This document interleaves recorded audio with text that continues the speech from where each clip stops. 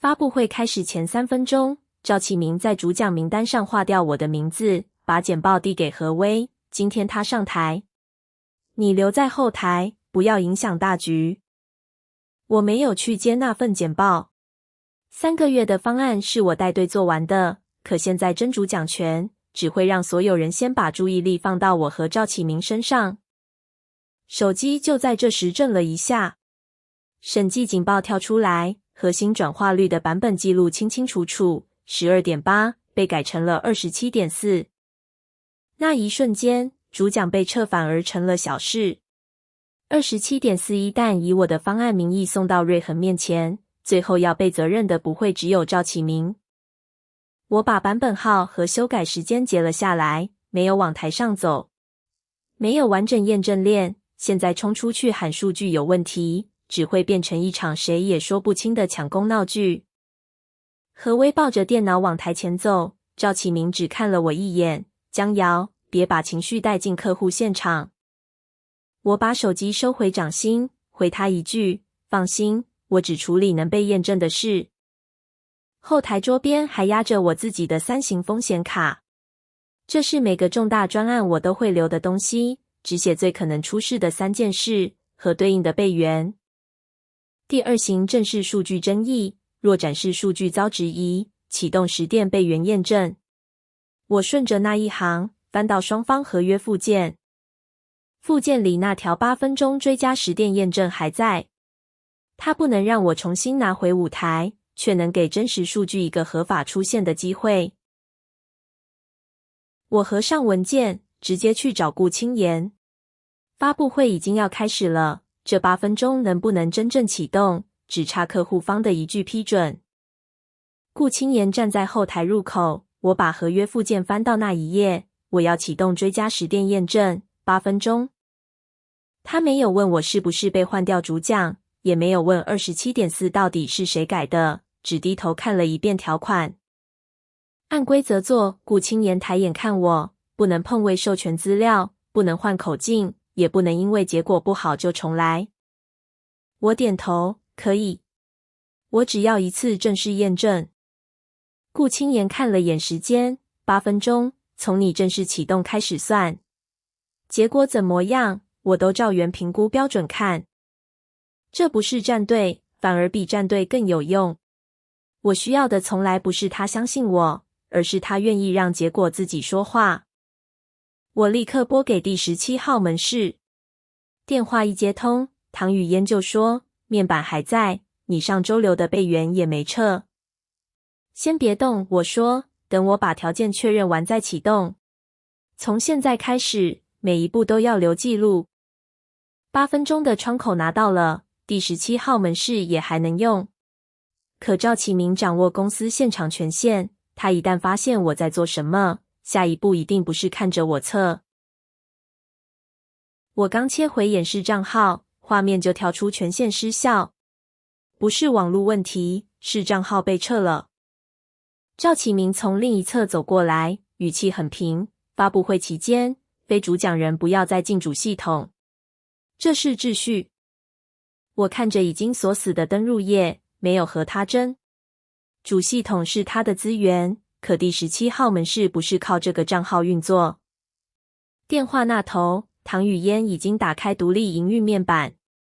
我讓他把其他花哨指標先收起來，只留轉化、毛利和錯誤推薦率。瑞恆從專案第一天就說得很清楚，他們不要一個只在簡報上好看的數字，要的是能複製到門市，而且真的能賺錢的方案。唐雨嫣卻停了2秒，江總，先別跑。今天門市的優惠規則被營運改過，跟發布會約定版本不一樣。如果直接測，哪怕結果再漂亮，也不能和台上的數字放在一起比較。那不是驗證，只是換一種方式製造新爭議。把約定規則還原，我說，時間不夠也先還原。條件不同，這場測試沒有意義。主系統沒了，8分鐘又要拿來補測試條件。我原本以為最難的是證明那個 27.4， 現在才知道，先證明自己這邊的數據能比，才是第一關。唐雨嫣開始還原促銷規則，我盯着倒數，催她每完成一步就回報一次。她忽然問：“你2週前就知道趙總一直要把數字做漂亮，對吧？”我沒有否認。那幾次我都把口徑壓回去了，也以為只要最後交出真結果，事情就能停在我這裡。唐雨嫣的聲音很低，可你沒抄送法務，也沒正式報數據治理。現在他們要問，你手上只有自己的記錄。這句話比趙啟明撤我權限更準。我一直把能扛事當成能力，卻沒承認有些風險一旦只留在我手上，就會變成所有人的盲區。你說的對，我直接回答，這是我的判斷錯誤。從現在開始，不再私下處理。我新開正式專案群，把顧清妍、公司數據治理人員和雙方項目負責人全部拉進來，先貼上測試條件，再貼操作時間戳。第17號門市正在還原約定促銷規則，我在群裡說，每一步都同步，任何一方覺得條件不成立，可以現在提出。顧清妍很快回復，確認可以繼續。數據治理的人也進了群，沒有替我說一句話，只開始看記錄。這正是我要的，不是把更多人拉來替我撐腰，而是讓任何一個人都不能再單獨改寫接下來發生的事。前台掌聲忽然傳進後台，何威的聲音接上麥克風 27.4 終於正式出現在所有人面前。何威把 27.4 公布出來時，前排幾個人明顯往螢幕靠了一點。單看這個數字，它確實漂亮的足以讓人想立刻簽字。顧清妍沒有鼓掌，他翻着評估清單問：“原始流量口徑呢？異常訂單怎麼處理？”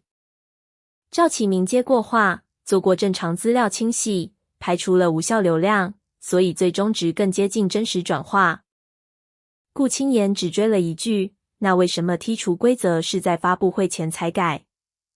前台短暫安靜下來，趙啟明開始解釋版本整理，可那套說法沒有回答最簡單的問題：同一個試點，為什麼最後1小時才換口徑？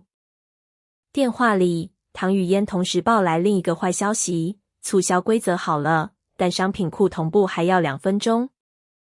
原本準備的完整測試已經來不及，硬等8分鐘窗口會直接耗完。現在唯一能做的是把範圍縮到最有代表性的品類。我在正式群裡提出只測3個高流量品類，條件、樣本和既定規則都不變，請顧清妍確認是否仍符合抽驗要求。漂亮的 27.4 已經搶到了第一印象。我剩下的時間不足以做一場更大的展示，只能做一場更乾淨的驗證。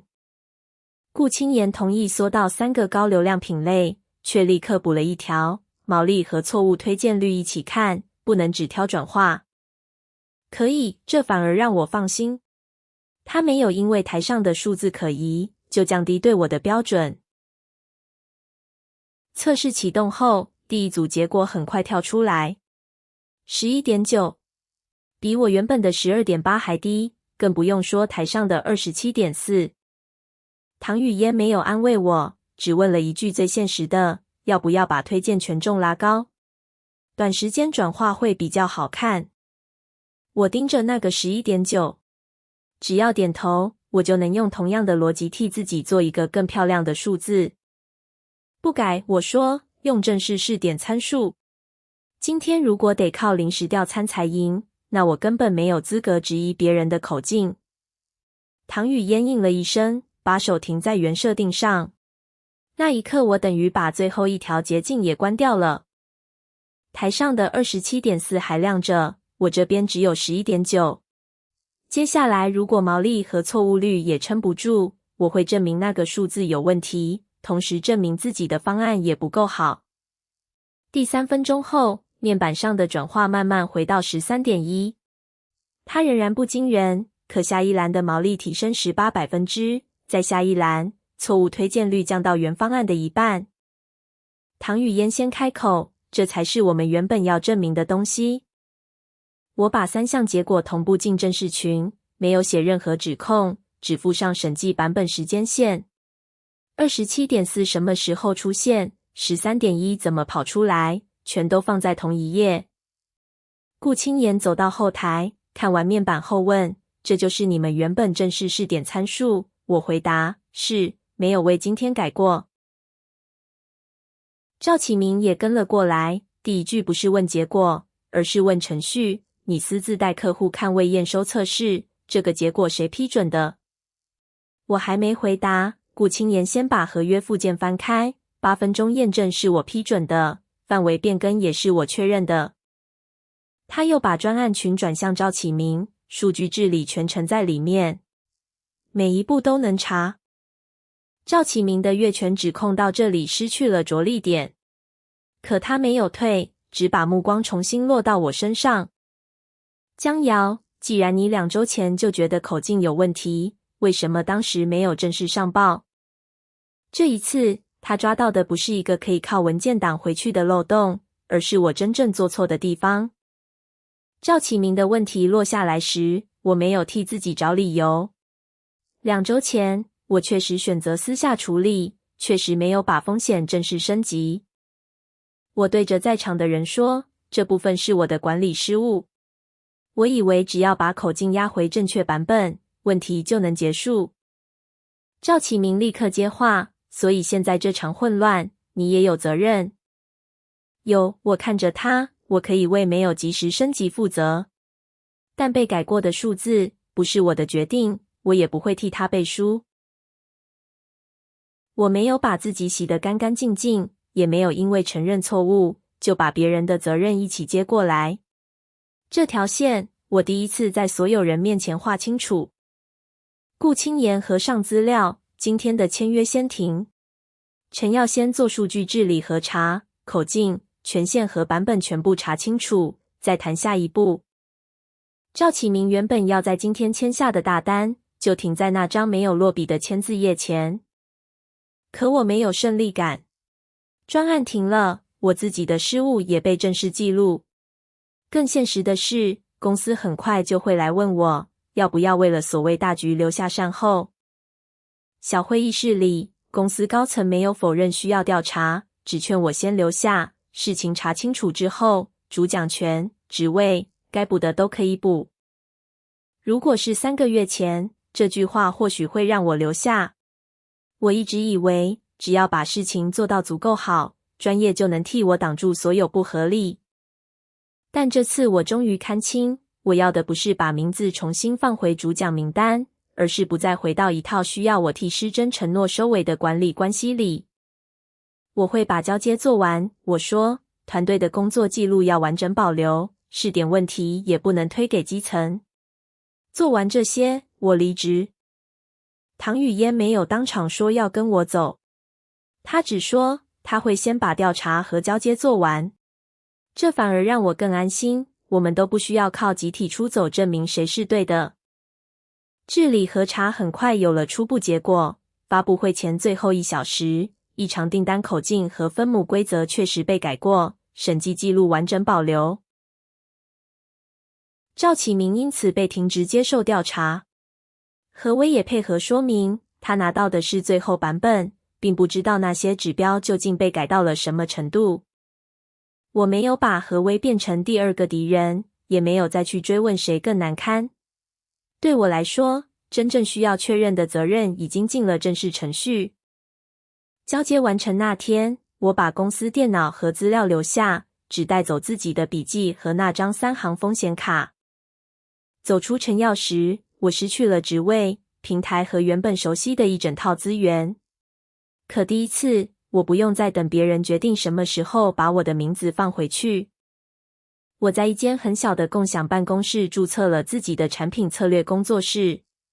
桌子不大，案源也沒有，我只能從頭開始。2週後，顧清言發來正式採購邀請，不是整個瑞恆，也不是一直保證，而是20家店，3個月的付費試點。他在電話裡說，先把這20家店做好，結果站得住，再談下一步。我答應得很快。比起一個漂亮的不真實的承諾，我現在更喜歡這種有限、清楚，而且每一步都能驗證的開始。唐語嫣完成陳耀的調查與交接後，帶着電腦來到工作室。他放下包，第一句就是：新公司第一件事做什麼？我拿出一張新的3型風險卡，貼到白板最上面。以前第1型總是系統、數據或交付，這一次我先寫了另一句話：重要風險不能只留在我一個人手上。那不是一句提醒，是我替新工作方式定下的第一條規則。3個月前，我以為把事情扛住就是能力。現在我更在意的是，讓真實結果經得起任何人檢查，也讓責任不再藏在某一個人的肩上。